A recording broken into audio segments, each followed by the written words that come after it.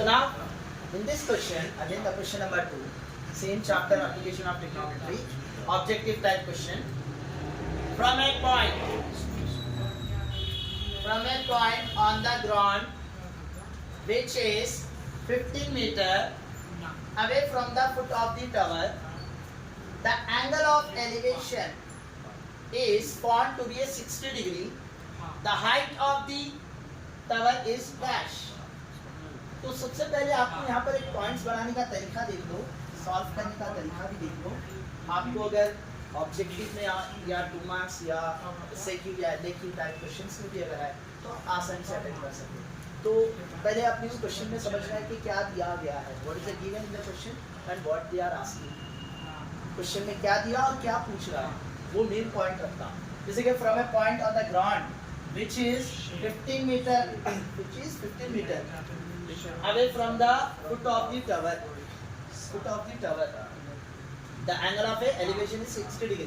तो मैं आपको बता दूं यहाँ पर पॉइंट नंबर 1 जो आपको ऑलरेडी दे दिया गया है, एंगल ऑफ एलिवेशन. यहाँ पर एंगल ऑफ एलिवेशन भी दे दिया आपको, या पॉइंट नंबर 1 में that is theta is how much 60 degree. Angle of elevation बोल के पूरा सेंटेंस में बताना है, मतलब मैं शॉर्टकट में बता रहा हूँ आपको.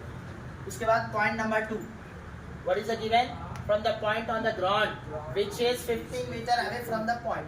मतलब आप डायग्राम बता रहा हूँ मैं आपको. ये देखिए, अब एक टावर है, सपोज करो ये एक टावर है, ये टावर से आप जो है सो एंगल ऑफ एलिवेशन को देख रहे हैं आप, यानी नीचे से ऊपर देख रहे हैं आप.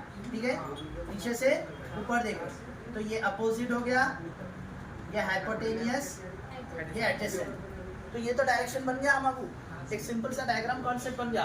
First height of the tower, ये हाइट हो गई, ये हाइट ऑफ द टावर बन गया, टावर की हाइट. मगर क्वेश्चन में नहीं दिया the height of the tower means we have to find out, तो यहाँ पर h ले लिया. उसके बाद आप क्या करें, एक पॉइंट दिया from a point on the ground which is 15 metre away from the foot of the tower. Foot of the tower का मतलब ये है जो टावर का पॉइंट किधर है. मेन पॉइंट टावर का यहाँ है, जिस जगह पे ठहरे हुआ है. तो वहां से जो यहाँ तक जो बंदा देख रहा है उसका कितना दिया टोटल 15 मीटर. मतलब ये डिस्टेंस दे दिया already, the distance also given. Now what they are asking only height of the tower. Question में क्या पूछा है, height of the tower find out करो. और from the 15 metre of the away from the foot of the tower also given, और angle is also given. How much of angle of elevation is 60 degree. Any doubt? देखो main diagram के ऊपर है.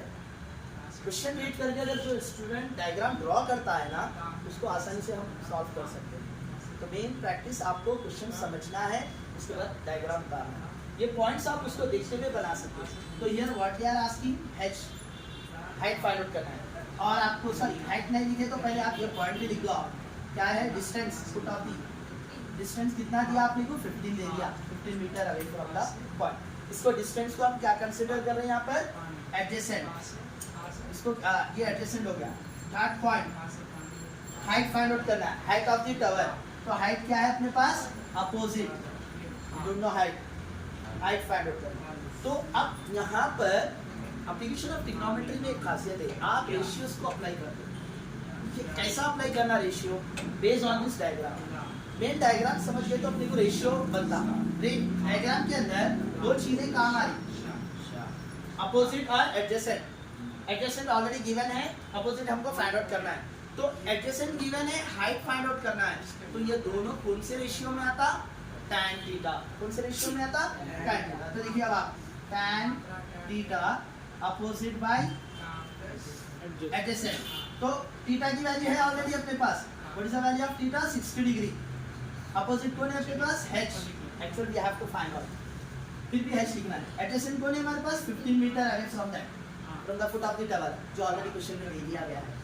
ठीक है, अब क्या करना है हमको, सिंस tan 60 डिग्री की वैल्यू क्या होती है, tan 60 डिग्री की वैल्यू 1/√3 होती है, नो √3 होती है. tan 30 डिग्री की वैल्यू 1/√3 होती है. तो tan 60 डिग्री की जगह √3 लिखना, h/√15 मीटर. अब यहाँ कुछ भी नहीं है तो 1 क्रॉस मल्टीप्लिकेशन करो. क्रॉस मल्टीप्लिकेशन करना क्या है, 15 into √3 1 into h. तो आपको आंसर क्या आ रहा है? देखिए गौर से यहाँ पर मैं बता रहा हूँ सॉल्व करके। h वन सा h 15 into root 3 15 root 3 metre.